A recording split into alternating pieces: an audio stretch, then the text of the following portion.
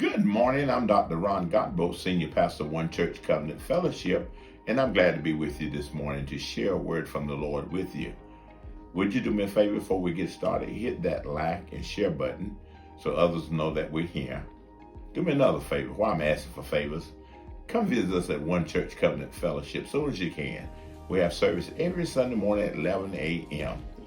In the word of the Lord, I want to share with you this scripture, Exodus 15 and 20.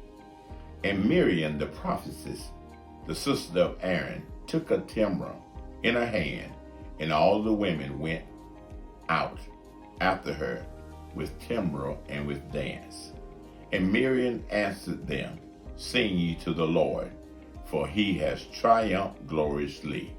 The horse and his rider has he thrown into the sea. I looked at that scripture, Exodus 15, 20 and 21, and this is approaching November this month as we prepare, and we always call November the month of Thanksgiving. And I recognize something here that Miriam and all the ladies, after they crossed the Red Sea, took a timbrel, which means a tambourine, and they went up front to give God praise, singing the song of victory for what God has done. And so when I thought about that, I thought about, have we taken the time to say thanks for what God has done? Now, when you look at the story of the children of Israel, how they left Egypt on their way to Canaan land, there was 42 stops in between. But you never hear them again getting a tambourine, somebody going up front and thanking God. Even after he turned the bitter water into sweet water so they could drink. Even after he let them cross over Jordan. And even after he brought manna from heaven and they were able to eat food, you never hear them again coming back up front saying thank you for what you've done. We ought to have a song every time God does something for us. We ought to have a tambourine ready to give God praise for what he's done. And so this month of Thanksgiving, you'll probably hear it more often spoken about being thankful.